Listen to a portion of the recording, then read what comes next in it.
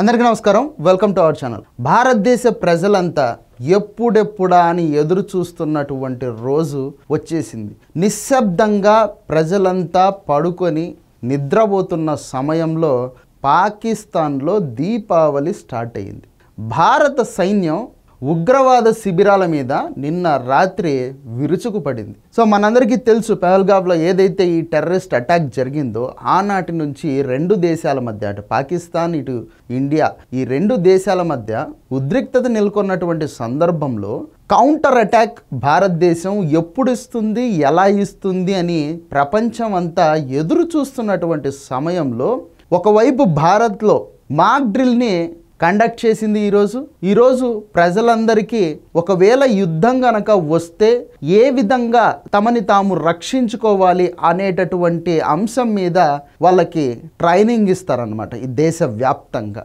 ఇటువైపు ప్రజలను కాపాడుకుంటూనే అటువైపు ఈ పాకిస్తాన్లో ఉన్నటువంటి ఈ ఉగ్రవాద శిబిరాల మీద అర్ధరాత్రి మెరుపు దాడి చేసింది భారత సైన్యం. ఇంటర్నేషనల్ బార్డర్కి కూతవేటు దూరం, అంటే దాదాపు 100 కిలోమీటర్లలోనే ఉన్నటువంటి ఉగ్రవాద శిబిరాలపైన రాత్రి బాంబు దాడికి తెగబడింది ఇండియన్ గవర్నమెంట్. సో ఈ ఆపరేషన్కి ఆపరేషన్ సింధూర్ అని చెప్పేసి నామకరణం కూడా చేయడం జరిగింది. ఆపరేషన్ సింధూర్ అంటే ఏదైతే ఈ పహల్గావ్ దాడిలో, ఉగ్రవాదుల దాడిలో కేవలం మగవాళ్ళని మాత్రమే, అది కూడా హిందువులను మాత్రమే చంపడం జరిగిందో దానికి ప్రతీకారంగా చేసినటువంటి ఈ దాడికి ఆపరేషన్ సింధూర్ అని పేరు పెట్టారు. ఈ ఉగ్రవాదులు ఆనాడు పహల్గావ్లో హిందువులను మాత్రమే చంపడానికి మెయిన్ రీజన్ హిందుత్వాన్ని సర్వనాశనం చేయాలనేటటువంటి మోటివ్. హిందూ మహిళలకు సింధూరం,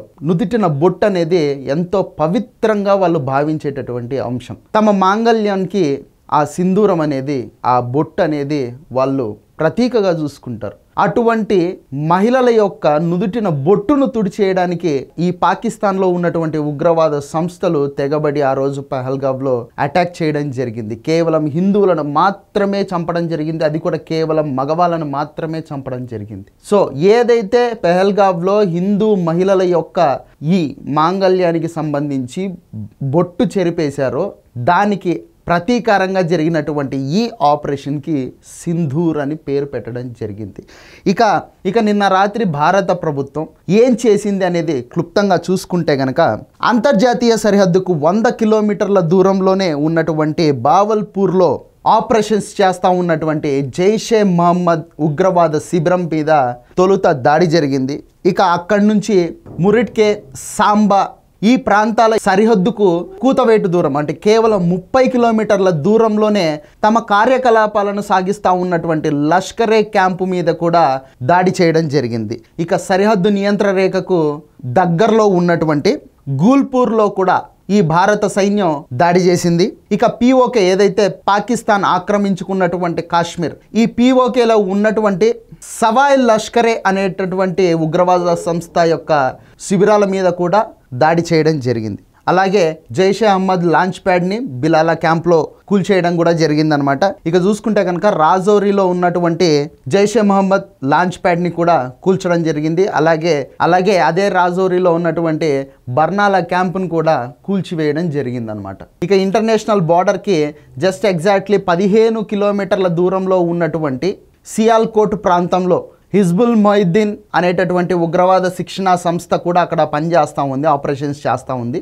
దాని మీద కూడా దాడి చేయడం జరిగింది. ఇలా వరుసగా ఒకటేసారి ఒక నైట్లోనే దాదాపు 9 టార్గెట్లను ఫిక్స్ చేసుకొని ఇండియన్ గవర్నమెంట్ దాడి చేయడం జరిగింది. దాదాపు ఈ దాడిలో ఇప్పటిదాకా అఫీషియల్గా పాకిస్తాన్ ప్రకటించుకున్నటువంటి నెంబర్ 80 మంది టెర్రరిస్టులు చచ్చిపోయారు అని చెప్పేసి పాకిస్తాన్ మీడియా కన్ఫర్మ్ కూడా చేయడం జరిగిందనమాట. ఇక పాకిస్తాన్ మీడియానే 80 మంది చచ్చిపోయారు అని చెప్పేసి కన్ఫర్మ్ చేసింది అంటే ఇండియన్ ఆర్మీ ఏ రేంజ్లో ప్రతీకార చర్యలకు దిగింది అనేది మనం అంచనా వేసుకోవచ్చు. మ్యాక్సిమం వాళ్ళైతే ఎప్పుడు వాళ్ళ దేశ ప్రజల్ని కొంచెం మోటివేట్ చేయడం కోసం కేవలం 80 మంది 90 మందిని చెప్పుకుంటూ ఉండొచ్చు కాక, బట్ ఉగ్రవాదులు భారీ ఎత్తునే మరణించినట్టయితే మనకు తెలుస్తూ ఉండేటటువంటి పరిస్థితి.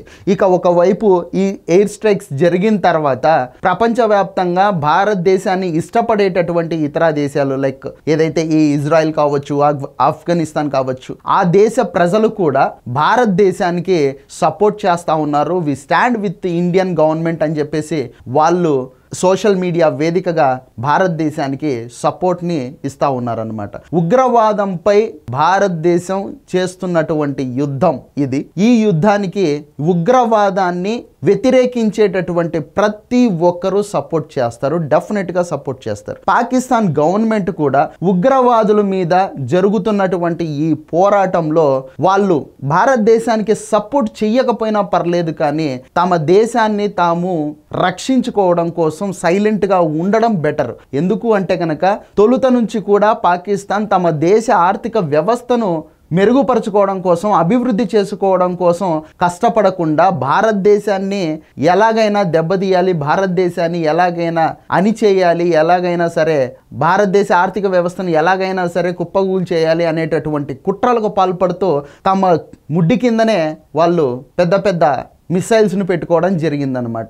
ఉగ్రవాదాన్ని పెంచి పోషించడం ద్వారా తమ దేశాన్ని తామే సర్వనాశనం చేసుకున్నారు. ఇలా పక్కన వాళ్ళ మీద పడి ఏడ్చి వాళ్ళ జీవితాలు వాళ్ళే నాశనం చేసుకున్నారు. ఈరోజు ఆ దేశంలో తినడానికి తిండి దొరకని పరిస్థితి. ఈరోజు ఆ దేశంలో వాళ్ళ ఆర్థిక స్థితి ఎలా ఉంది అంటే చాలా దారుణంగా ఉన్నటువంటి పరిస్థితి. వాళ్ళ దగ్గర ఏవేవో అణ్వాయుధాలు ఉన్నాయి, అవి ఉన్నాయి, ఇవి ఉన్నాయి అని చెప్పేసి వాళ్ళు పెద్దగా చెప్పుకుంటా ఉన్నారే కానీ అవి ఎప్పుడో చాలా ఏళ్ల క్రితం కొన్నటువంటి ఆయుధాలు అనమాట. కనీసం అవి పనిచేస్తున్నాయో లేదో కూడా తెలియదు. వాళ్ళ దగ్గర ఉన్నటువంటి ఏవైతే ఈ ఎక్విప్మెంట్స్ ఉన్నాయో యుద్ధానికి ఉపయోగపడేటువంటివి, ఆ ఎక్విప్మెంట్స్ పనిచేస్తూ ఉన్నాయో కూడా తెలియనటువంటి పరిస్థితి. వాళ్ళ దగ్గర ఉన్నటువంటి వెహికల్స్ ఏవైతే ఈ ఎయిర్ స్ట్రైక్స్ చేయడానికి కావచ్చు, లేకుంటే యుద్ధ విమానాలు కావచ్చు, ఇటువంటి వాటిని కనీసం రిపేర్లు చేసుకునేదానికి కూడా వాళ్ళ దగ్గర డబ్బులు లేనటువంటి పరిస్థితి. మరీ దారుణమైనటువంటి విషయం ఏంటంటే వాళ్ళ దేశ ప్రధానమంత్రి కానీ, వాళ్ళ దేశం యొక్క ప్రెసిడెంట్ కానీ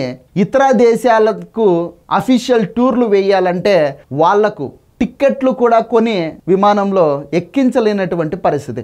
అంత దారుణమైన స్థితిలో ఉన్నటువంటి పాకిస్తాన్ భారతదేశాన్ని ఏదో చేసేస్తా మేమింత అని చెప్పేసి ప్రగల్భాలు పలుకుతూ ఉంటే ఇతర దేశాల వాళ్ళతో పాటు భారతీయులు కూడా ఇంకొక రంధ్రంతో నవ్వేటటువంటి పరిస్థితి అన్నమాట. భారతీయుల వరకు ఎందుకులేండి, వాళ్ళ దేశం వాళ్ళే చీ కొడతా ఉండేటటువంటి పరిస్థితి. ఎవరు బాబు, ఇక్కడ ప్రజలం ఉన్నాము, మాకు తినడానికి ఇన్ని గోధుమ గింజలు ఇవ్వండి, మేము బ్రతకాలి, మేము బ్రతికితేనే ఇతర వాళ్ళతో పోరాడడానికి మాకు శక్తి ఉంటుంది, మేము బ్రతకపోతే ఇతర వాళ్ళతో ఏం పోరాడతాం మేము అని చెప్పేసి అక్కడ ప్రభుత్వాన్ని నానా బూతులు తిడతా ఉండేటటువంటి పరిస్థితి అనమాట. ఇంత దరిద్రంలో కూడా వీళ్ళకు మళ్ళీ ఇండియా మీద ఏడ్చి ఇట్లనే చేస్తూ ఉంటారు. సో వీళ్ళు ఇట్లనే చేస్తూ ఉంటే భారతదేశం యాక్చువల్గా ఇట్లాంటి ఎయిర్ స్ట్రైక్స్గా చేయాల్సిందే. డైరెక్ట్గా ఆ దేశాన్ని మొత్తాన్ని కొలాప్స్ చేసేసి అక్కడ ఒక కొత్త ప్రభుత్వాన్ని భారతదేశమే ఏర్పాటు చేసి ఆ దేశంలో ఉన్నటువంటి ప్రజలకు ఒక మంచి జీవితాన్ని ఇవ్వాలి అనేది నా కోరిక పర్సనల్గా. ఎందుకంటే సివిలియన్స్ ఎక్కడైనా సివిలియన్సే, అన్యం పుణ్యం తెలియని అమాయకులు ప్రజలు, వాళ్ళ గురించి ఆలోచించాలి కాబట్టి. సో ఇది వీడియో. ఈ వీడియో నచ్చితే లైక్ చేయండి, సబ్స్క్రైబ్ చేయండి, షేర్ చేయడం మాత్రం మర్చిపోద్దు. Thank you.